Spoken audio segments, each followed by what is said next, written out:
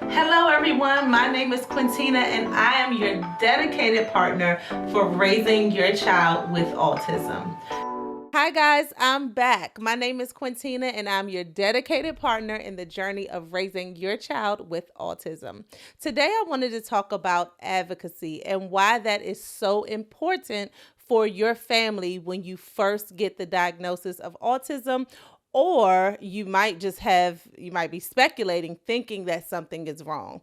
Advocacy is so important, and we are going to go over about 6 things that I think are important in your journey of advocating for your child and how to start getting services for them.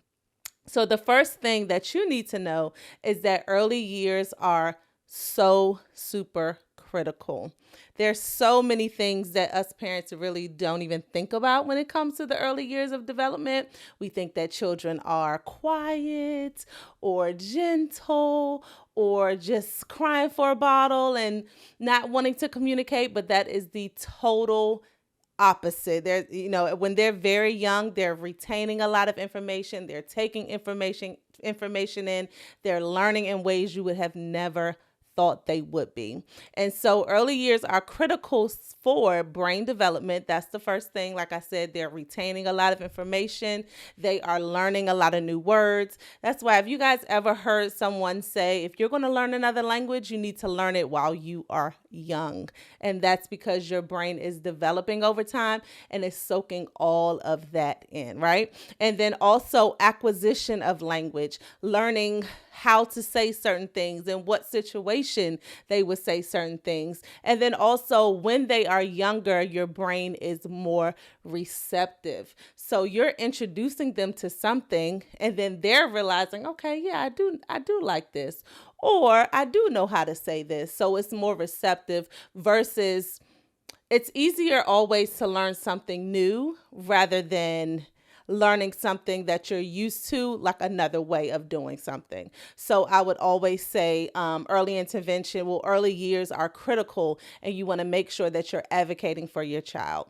The second thing is it is critical for language foundation. So we talked about them retaining information. Soon your baby is going to, and yes, I said baby because babies communicate with their mother even when they're young. We have something in speech and language called motherese. It is a language. You say something and then the baby coos. You say something else, that is a communicative intent. So it's critical for language foundation, and then also social interactions with motherese. When you're talking to your baby and your baby might be cooing. This is the first sign that if your baby's not cooing or not looking you in your eyes, then there might be something wrong. Remember, there are always developmental milestones for each age. And the area of language foundation as well, learning, and then also we talked about this a few seconds ago, and I keep saying this, but learning and retaining the information. Retaining is that receptive language portion, right? You are retaining. Think about you eating something and it's so good, and your memory is like, wow, that's tasty. So when it comes to communication, you're talking to your baby might cry, and then you might look to them and they think, oh wow, that's how I get their attention. That is communication. And so they're retaining the information and then preparing to use it eventually. All right, so the next one that you need to be advocating, something else that you need to be advocating for, are academic successes. So language skills are integral to academic success. Do you know why? Because we use language to communicate. Very simple. Early intervention supports the development of pre-literacy as well. Pre-literacy is before the baby starts to use language, before the baby starts to read. They are communicating with you. All of this is communication. Crying, screaming, something is wrong. There was an antecedent, and that is communication. This will also lay the groundwork for your future achievements, because academic success is all in communication. Again, that word, retaining information. So this is all really laying a groundwork for the future achievements. All right, we have 3 more. Number 4, your advocacy and early intervention will assist with offsetting those secondary issues. What are secondary issues when it comes to children who have autism spectrum? That would be behaviors. That's one secondary issue. That will be social interactions, what we call in the field of speech and language as pragmatic skills. That would be their academics. So with advocating for your child in the area of early intervention, you are assisting them with offsetting those issues. So think of it like this. As soon as your child is able to communicate with you what they want, it's less screaming and it's less crying. So if your child does not have the foundation of language, I say this, mommy gets me that. I say no, I don't get it. I say yes, I get it. I say please, more, I want. That is limiting those secondary behaviors like social difficulties or those aggressive behaviors that you might see in your child. So anytime clients come to me and they talk about how the child is having some issues with behavior, I know for sure that underlying is the inability to communicate. The 5th thing is social and emotional well-being.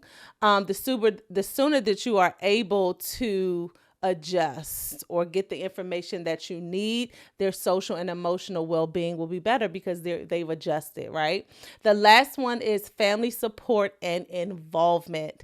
You watching this video right now is the support that your child needs. You watching this video right now is the involvement that your child needs. So kudos to you, mom or dad, if you're watching this video. And that is the last point, number 6. How can I advocate for my child? What is early intervention going to do for my child? This intervention with your support and with your involvement, this can include parent trainings. This can include, like I said, watching videos like this, maybe taking courses. This collaboration is going to, it is literally, and I've seen it happen, it's going to strengthen the support system that your child sees. So if mommy and daddy are helping me in this way, we always say, you know this slogan, I'm sure, practice makes perfect. So if you're taking your child to therapy and your involvement is maybe sitting in the therapy session or signing up for some parent training, then that is an amazing opportunity for you to be involved. And so just to wrap up this video, advocacy and early intervention is something that it is it's out of this world beneficial. And so the 6 things that we talked about today are early years being critical for the child's brain development. It's critical for the child's language foundation for sure. It is also critical for their academic success and how they access things that they're learning. It's also helpful for the 4th thing is offsetting secondary behaviors. And then the 5th thing is helping them in their social and emotional well-being. And lastly, it's the family and parent involvement. So I hope this helps. Do not forget to comment, like, and subscribe. Visit our social media channels, and we will see you back soon. Remember, I'm your dedicated partner in the journey of raising your child with autism.